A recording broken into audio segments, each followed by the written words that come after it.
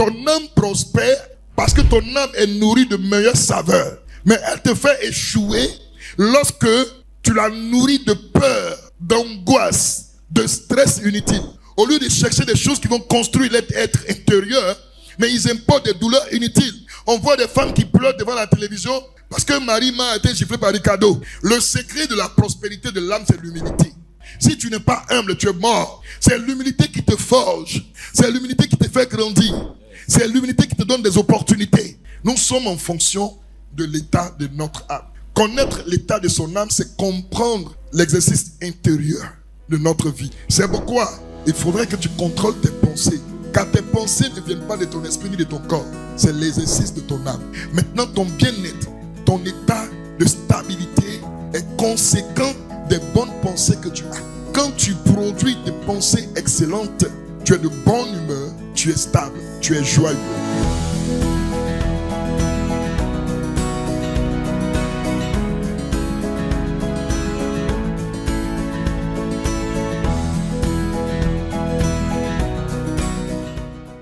Dans l'être de l'homme, Dieu a fait l'homme de manière tripartite. Esprit, âme et corps. Et la valeur de notre être, c'est l'âme.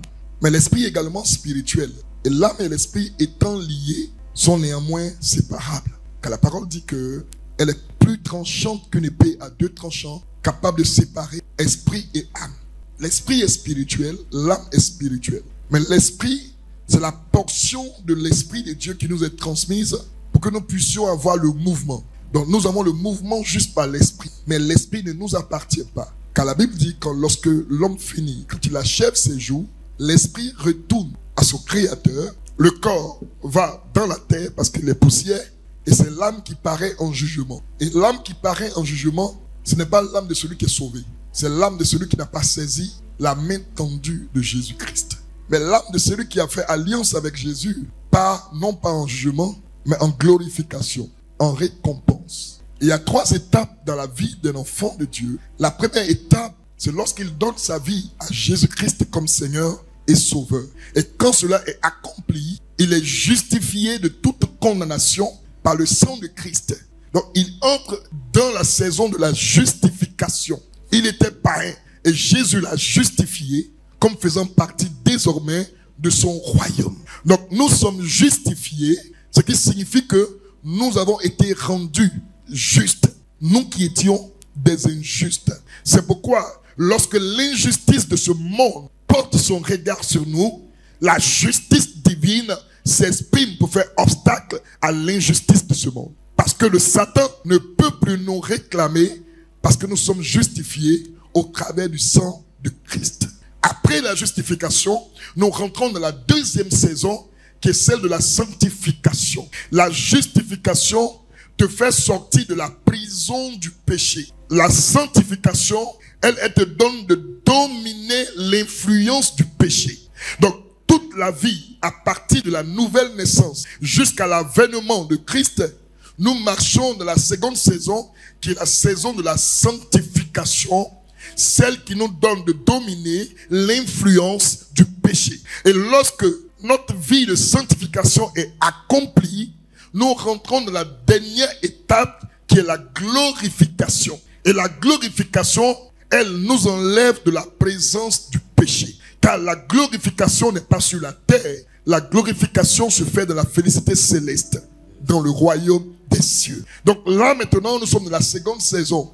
Pour la plupart d'entre nous, la saison de la sanctification où on fait face à l'influence du péché. Mais malheureusement, il y en a encore d'autres qui ne sont pas encore entrés dans la saison, qui n'ont pas encore été justifiés parce qu'ils n'ont pas encore donné leur vie à Jésus. Et tout cela, c'est le parcours de l'âme jusqu'à la glorification, donc à la récompense, à recevoir le vêtement nouveau et la couronne céleste. Ce matin, je m'adresse à toi par le Saint-Esprit. Si tu n'as pas encore donné ta vie à Jésus-Christ comme Seigneur et Sauveur, c'est le lieu de le faire maintenant. Tu n'as pas le code qui active ou qui maintient ton existence. Donc l'âme est l'essence de l'homme qui fait de nous qui nous sommes. Vous savez que vous pouvez avoir toute la garde dont vous avez besoin. Certainement que les semblables comme vous ne pourront pas vous atteindre. Ça veut dire quoi? Si vous avez une grande solide armée autour de vous qui veille sur vous, si cette armée est plus puissante, tactiquement plus forte que l'armée qui s'attaquera à vous, elle ne pourra pas vous atteindre à cause de l'armée qui vous veille, n'est-ce pas? De manière physique. Mais, de manière spirituelle, si vous êtes confronté à une armée spirituelle, elle n'a même pas besoin de vos gardes. Vous êtes encadré au milieu et puis vous tombez parce que le diable, il s'attaque au spirituel. Quand tu dis, tu sais qui je suis, si ton âme n'est pas bâtie dans le Seigneur, tu n'es rien. Tout ce que tu as, rien. Fortune, gloire, rien. Nous sommes en fonction de l'état de notre âme. Connaître l'état de son âme, c'est comprendre l'exercice intérieur de notre vie. Et la science révèle que en une journée, l'homme produit approximativement 60 000 pensées. C'est-à-dire quand tu te lèves le matin jusqu'à ce que tu te couches la nuit, tu as pensé au moins 60 000 fois. Maintenant, ton bien-être, ton état de stabilité est conséquent des bonnes pensées que tu as. Quand tu produis des pensées excellentes, tu es de bonne humeur, tu es stable, tu es joyeux. Mais quand tu produis de mauvaises pensées, tu es dans l'anxiété, tu es stressé, tu es angoissé. C'est pourquoi il faudrait que tu contrôles tes pensées. Car tes pensées ne viennent pas de ton esprit ni de ton corps. C'est l'exercice de ton âme. Jésus, sachant cela, donne une recommandation spirituelle à l'apôtre Paul qui dit: réjouissez-vous dans le Seigneur. Je le répète, réjouissez-vous toujours. Il donne ce secret parce qu'il sait que aussi longtemps que tu te réjouis, tu produis des pensées saines. Du coup, ta vie devient telle que tu penses. Lorsque vous jalousez quelqu'un, la personne n'est pas consciente, elle ne sait pas, elle ignore que vous la jalousez. Et comme vous n'avez pas été programmé pour jalouser quelqu'un, alors les pensées émises, les pensées de la jalousie se liguent contre vous. Et vous vous voyez combattu par vous-même. Ainsi, vous vous amaigrissez, vous séchez, vous devenez bizarre. Vos yeux entrent dans leur orbite. Votre visage devient bizarre. Vous avez 22 ans, mais le visage ressemble à un gars de 60 ans qui est rassasié de koutoukou. Des rides sortent à cause des mauvaises pensées. Et ainsi ton âme ne peut pas prospérer. Que mon âme prospère. Mais l'âme ne prospère pas dans la jalousie. Même si quelqu'un t'a fait du tort, cette personne t'a blessé, mais que tu vois en elle une grâce, il faut savoir apprécier cette grâce. Parce que la grâce ne vient pas de son tort. La grâce vient de ce que Dieu a accordé à cette personne. Donc ça veut dire que quand quelqu'un t'énerve, commence à l'aimer. C'est le secret. C'est là la valeur réelle de ton âme qui va te conduire dans la prospérité. Généralement, quand on parle de l'âme, le siège de l'âme, c'est le cœur, n'est-ce pas? Donc, on parle du cœur lorsqu'on veut parler de l'âme. Mais que représente le cœur dans notre corps? Le cœur est ce moteur qui propulse le sang dans tout notre système, dans notre organisme.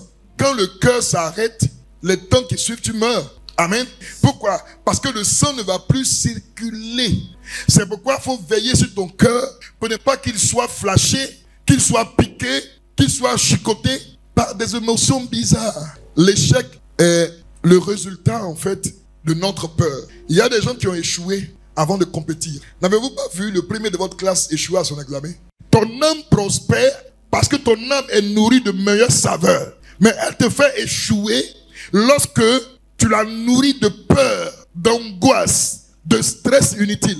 Donc il y a l'entretien spirituel de par la foi, de par la connexion avec Jésus-Christ de Nazareth, mais il y a l'entretien physique aussi que tu exerces sur ton corps, qui entretient ton âme. Alors dis à ton voisin, touche-le. Faut lui dire, apprends à courir un peu. Apprends à courir un peu. À marcher un peu. À marcher un peu. À faire un peu de sport. Alors donc la bonne santé, elle n'est pas seulement physique, elle est également spirituelle. Donc en prenant soin de ta santé physique, tu dois également prendre soin de ta santé morale, de ta santé psychologique, de ta santé spirituelle. Tu dois constamment veiller sur toi pour qu'aucun poison ne t'affecte.